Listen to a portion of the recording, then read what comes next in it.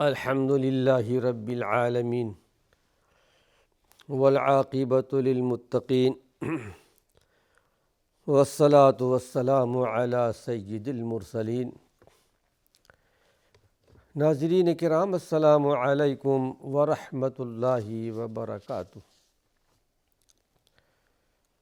ایمانی صفات کا عنوان لے کر آپ کی خدمت میں حاضر ہوں۔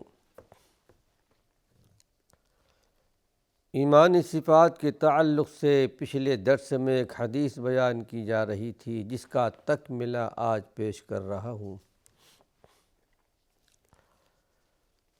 ایک مشہور صحابی رسول حضرت ابو الدرداء تھے، جن کو اللہ نے تقویٰ، طہارت میں، علم و عمل میں بہت بڑا درجہ، بہت بڑا مقام دیا تھا۔ ایک مرتبہ ابو الدرداء کی بیوی ام درداء نے سوال کر لیا کہ ابو الدرداء، جس طرح لوگ سوال کرتے ہیں مال کا، منصب کا، عہدے کا، آپ اس طرح سوال کیوں نہیں کرتے، کیوں نہیں مانگ لیتے؟ جس طرح کی فلاں فلاں لوگ طلب کر رہے ہیں۔ اس وقت جواب دیا ابو الدرداء رضی اللہ عنہ نے کہ بات یہ ہے کہ میں نے اللہ کی نبی صلی اللہ علیہ وسلم سے ایک حدیث سنی ہے۔ آپ نے ارشاد فرمایا تھا، ان امامکم عقبۃ کؤودہ، اے ابو الدرداء، تمہارے سامنے ایک بہت بڑی دشوار گھاٹی ہے، اور لا یجوزها المثقلون، اور ایسی بڑی گھاٹی، دشوار گھاٹی، مشکل گھاٹی ہے کہ اسے گراں بار، زیادہ بوجھ والے پار نہ کر سکیں گے۔ یعنی اللہ کے رسول صلی اللہ علیہ وسلم نے قیامت کی طرف اشارہ کیا تھا۔ تو ابو الدرداء کہتے ہیں اپنی بیوی سے، اے ام درداء، اسی لیے میں پسند کرتا ہوں کہ اس گھاٹی کو عبور کرنے کے لیے ہلکا پھلکا رہوں۔ اس وجہ سے میں مال بھی طلب نہیں کرتا، عہدہ بھی طلب نہیں کرتا، منصب بھی طلب نہیں کرتا۔ یہ خواتین کی خاص عادات میں سے ہے، جیسا کہ اللہ کے رسول صلی اللہ علیہ وسلم کے ازواج مطہرات نے بھی ایک مرتبہ سوال کر لیا تھا۔ یعنی آپ کی بیویوں نے بھی طلب کیا تھا کہ اللہ کے رسول صلی اللہ علیہ وسلم، چاروں طرف سے مال آ رہا ہے، حکومت میں مال غنیمت، اور لوگوں کی زندگی اچھی بنتی جا رہی ہے، اے اللہ کے نبی، ہمارا بھی سالانہ وظیفہ بڑھا دیا جائے۔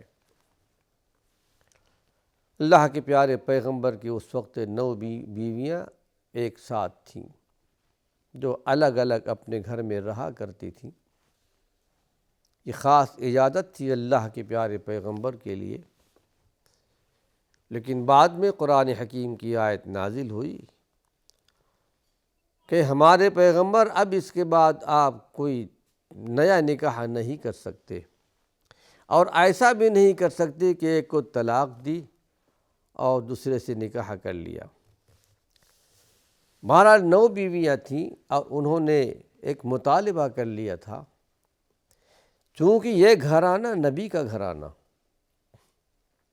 جہاں سے اسلام نکلا ہے، جہاں سے ایمان کی شعاعیں نکلی ہیں، اللہ رب العالمین کو یہ بات پسند نہیں آئی، اور قرآن حکیم کی آیت نازل ہوئی، یا ایھا النبی، اے ہمارے پیغمبر محمد صلی اللہ علیہ وسلم، اپنی بیویوں سے آپ کہہ دیجئے، ان کنتن تردن الحیات الدنیا وزینتہا، اگر تم دنیا کی زینت چاہتی ہو، دنیا کا عیش و آرام چاہتی ہو، تو آؤ فتعالین، فتعالین امتعکن واسرحکن سراحا جمیلا، ہم تم کو دنیا کا مال و متاع دینے کے لیے تیار ہیں، عیش و آرام کی زندگی مل جائے گی، لیکن اگر وَإِن كُنتُنَّ تُرِدْنَ الْحَيَاةَ الدُّنْيَا، اگر تم آخرت کی زندگی چاہتی ہو، اللہ کو چاہتی ہو، اللہ کے رسول کو چاہتی ہو، تو ایسے نیک کام کرنے والوں کے اجر کو اللہ ضائع نہیں کرے گا، اللہ بہت بڑا اجر عطا فرمائے گا۔ اس آیت کے نازل ہونے کے بعد سب سے پہلے اللہ کے پیارے پیغمبر حضرت عائشہ صدیقہ کے پاس گئے، کہا عائشہ، قرآن حکیم کی آیت نازل ہوئی ہے، جواب دینے میں جلدی نہیں کرنا، اپنے والد سے صدیق اکبر سے مشورہ کر لینا۔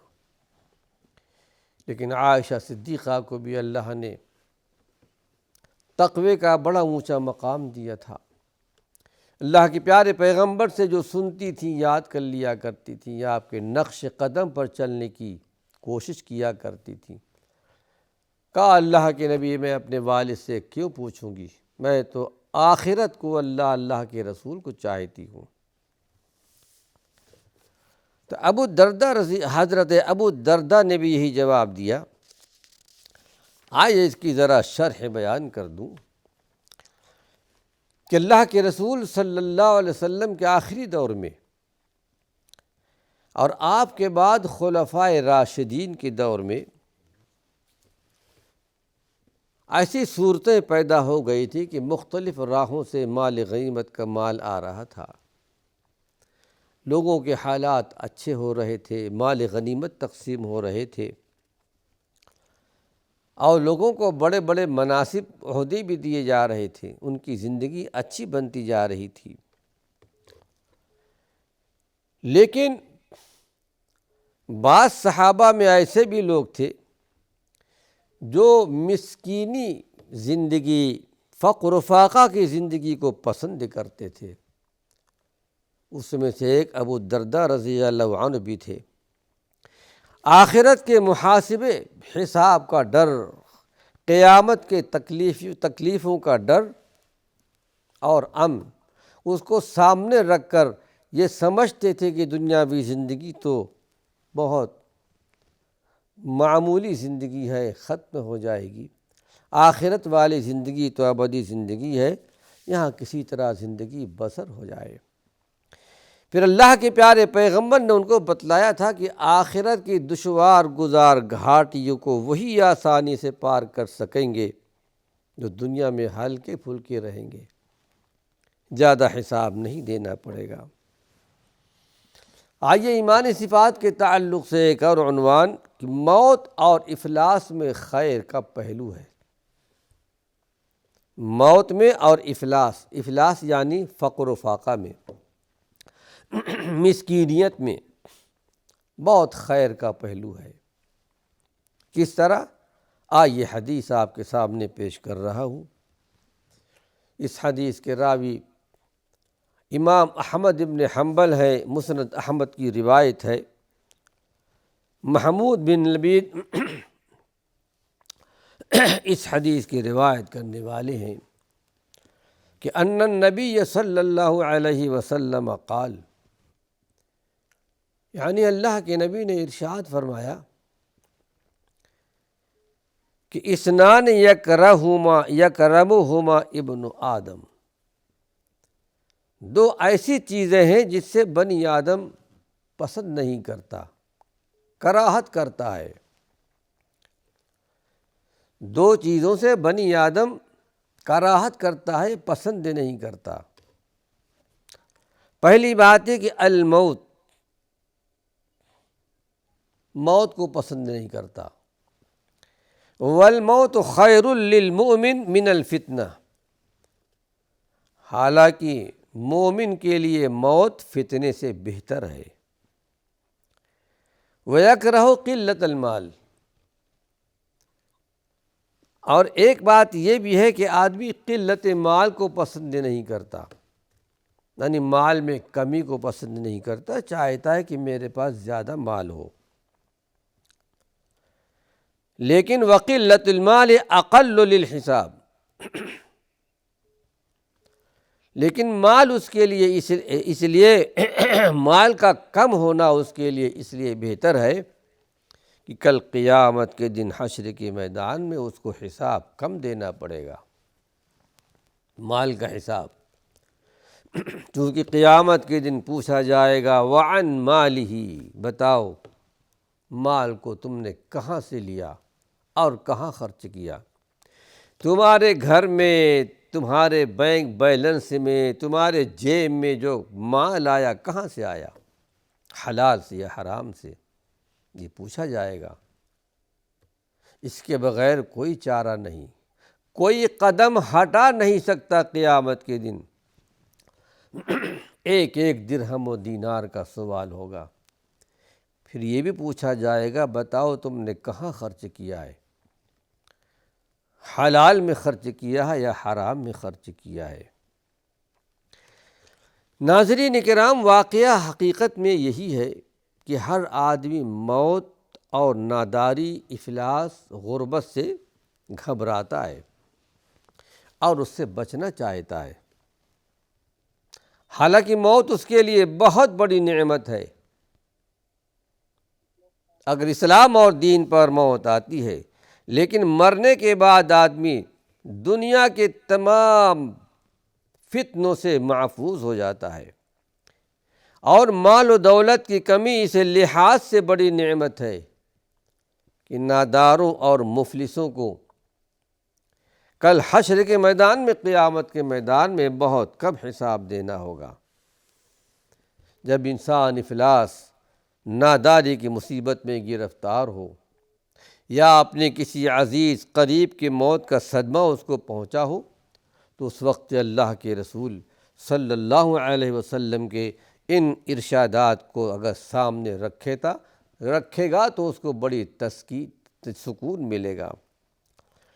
موت سے کراہت، اس کا مقصد یہ ہے کہ ایک مرتبہ حضرت عائشہ نے کہا تھا اے اللہ کے رسول صلی اللہ علیہ وسلم، جب کہ آپ نے فرمایا تھا کہ من احب لقاء اللہ احب اللہ لقاءہ، جو اللہ سے ملاقات کو پسند کرتا ہے اللہ اس کے ملاقات کو پسند کرتا ہے،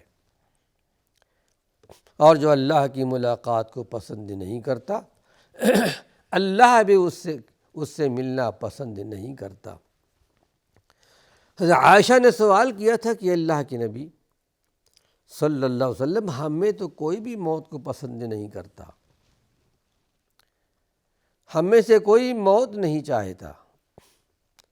اس وقت اللہ کے نبی نے ارشاد فرمایا تھا کہ اے عائشہ، یہ اس زمانے کا، اس وقت کا کے لیے بیان کیا گیا ہے کہ جب آدمی موت کے دروازے پر آتا ہے اور جانتا ہے کہ میں اب اللہ سے ملاقات کرنے والا ہوں، آخرت کی کچھ چیزیں اس کو دکھائی جاتی ہے، آثار اچھے نظر آتے ہیں، اس وقت پسند کرتا ہے کہ میں جلد اللہ سے ملاقات کروں۔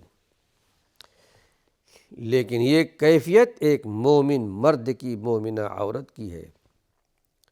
لیکن اگر کافر ہے، مشرک ہے، بد دین ہے، فاسق و فاجر ہے، انتقال کے زمانے میں جب عذاب کے اثرات کو دیکھتا ہے تو اس وقت وہ اللہ سے ملاقات کو پسند نہیں کرتا۔ پھر حقیقت بھی یہی ہے کہ ایک مرتبہ اللہ کے رسول صلی اللہ علیہ وسلم کے سامنے سے ایک جنازہ گزرا، آپ نے ارشاد فرمایا کہ ھذا مستریح او مستراح منہ، یہ جنازہ مستریح ہے یا مستراح منہ ہے۔ صحابہ نے سوال کیا کہ اللہ کے نبی، مستریح کون سا جنازہ ہے؟ تو آپ نے ارشاد فرمایا کہ مستری وہ جنازہ ہے کہ دنیا کی تمام تکلیفوں سے نجات پا کر، کیونکہ اللہ کا نیک بندہ تھا، تمام تکلیفوں سے نجات پا کر اب ہمیشہ ہمیشہ کے لیے آخرت میں خوشحالی کی زندگی کو پہنچ گیا ہے، اور ایسی زندگی جو نہ ختم ہونے والی ہے۔ اور مستراح منہ وہ جنازہ ہے، فاسق اور فاجر کا جنازہ، ایک ظالم کا جنازہ، لوگوں کو ستانے والا، تکلیف دینے والا، جب اس کا جنازہ نکلتا ہے، روح نکلتی ہے، تو اس وقت انسانوں کو اس سے نجات مل جاتی ہے، اس کی تکلیفوں سے، اس کے مظالم سے۔ پھر ایک بات اور عرض کر دوں مال کے تعلق سے، مرد مومن اللہ والی زندگی گزارنے والا، مرد ہو یا عورت ہو، کل حشر کے میدان میں، قیامت کے میدان میں مالداروں سے ایک روایت کے مطابق 40 سال، ایک روایت کے مطابق 50 سال مالداروں سے پہلے جنت میں جائیں گے جو نیک ہوں گے۔ بہرحال اللہ سے دعا ہے کہ پروردگار عالم ہمیں اس حقیقت کو سمجھنے کی توفیق نصیب فرمائے۔ آئیے ایمانی صفات کے تعلق سے ایک اور بات کا ذکر کر رہا ہوں۔ عفیف اور عیالدار مفلس بندہ اللہ کا بہت زیادہ محبوب ہے۔ عفیف کہتے اس آدمی کو کہ جو کچھ اللہ نے دیا ہے اسی پر بھروسہ کر لیتا ہے، تکلیفوں میں کسی سے سوال نہیں کرتا، مانگتا نہیں ہے، مفلس ہے، نادار ہے، خودداری کی زندگی بسر کرتا ہے، ایسا بندہ اللہ کے نزدیک بہت زیادہ محبوب ہے۔